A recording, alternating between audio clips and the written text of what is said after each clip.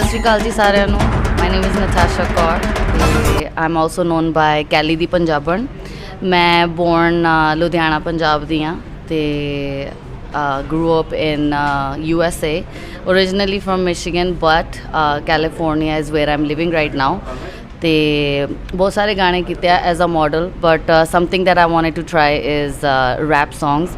ਤੇ ਆਪਣੀ actually album ਆ ਰਹੀ ਆ 5 ਗਾਣਿਆਂ ਦੀ। ਇਟਸ ਕਾਲਡ ਕੈਲੀ ਦੀ ਪੰਜਾਬਣ ਐਲਬਮ ਦਾ ਨਾਮ ਆ। ਉਹਦੇ 'ਚ 5 ਗਾਣੇ ਆ ਤੇ ਉਹਦੇ ਵਿੱਚ 5 ਗਾਣਿਆਂ ਦੇ ਵਿੱਚ you are gonna see entertainment, peppy song, clubby song, sad songs and also Punjab ਦੇ related one of the song is Kabaddi. ਤੇ first song that is actually being released is called ਚੜ੍ਹ ਗਈ ਜਵਾਨੀ। it's gonna be released sometime this week ਤੇ hopefully ਤੁਹਾਨੂੰ ਸਾਰਿਆਂ ਨੂੰ ਇਹ ਗਾਣਾ ਪਸੰਦ ਆਊਗਾ। ਤੇ 5 ਗਾਣੇ like I said is one of them is ਚੜ੍ਹ ਗਈ ਜਵਾਨੀ। as I said ਗੁੰਡਾਗਰਦੀ is ਦੂਜਾ, ਤੇ ਉਹਦੇ ਵਿੱਚ ਗੁੰਡਾਗਰਦੀ ਨੂੰ ਪ੍ਰਮੋਟ ਨਹੀਂ ਕੀਤਾ ਜਾ ਰਿਹਾ, ਐਕਚੁਅਲੀ ਕਿਹਾ ਜਾ ਰਿਹਾ ਵੀ ਗੁੰਡਾਗਰਦੀ ਤੋਂ ਦੂਰ ਰਹੋ। ਤੇ third one is motivational which is a gym song. Gym ਦੇ ਰਿਲੇਟਡ ਆ, ਕੁੜੀਆਂ ਨੂੰ ਮੋਟੀਵੇਟ ਕਰਨ ਲਈ ਵੀ how gym and fitness is so much important ਅੱਜ ਦੀ ਜਨਰੇਸ਼ਨ ਦੇ ਲਈ, ਤੇ ਨਸ਼ੇ ਪੱਤਿਆਂ ਤੋਂ ਦੂਰ ਹੋ।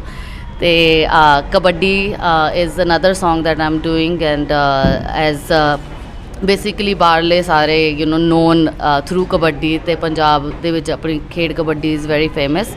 ਤੇ last song is mafia.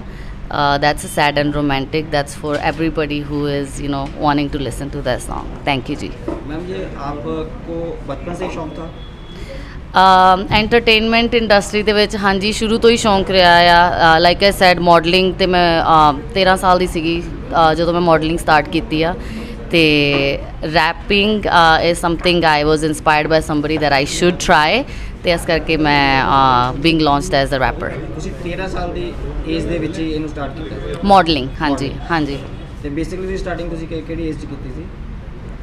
As a model? Yes ਹਾਂਜੀ, ਮਾਡਲ ਐਜ਼ ਮੇਰਾ ਪਹਿਲਾ ਪੋਰਟਫੋਲੀਓ ਸੀਗਾ ਜਦੋਂ ਮੈਂ 12 ਸਾਲ ਦੀ ਸੀ, ਬਟ ਐਕਚੁਅਲੀ ਦੇ ਵਿੱਚ ਜਿਹੜੀ ਮਾਡਲਿੰਗ ਸਟਾਰਟ ਕੀਤੀ ਆ ਆਈ ਵਾਜ਼ 13 ਈਅਰਸ ਓਲਡ। ਤੁਸੀਂ ਇਹਨੂੰ ਪੰਜਾਬ ਦੇ ਵਿੱਚ ਹੀ ਕਿਉਂ ਰਿਲੀਜ਼ ਨੂੰ ਚੁਣਿਆ?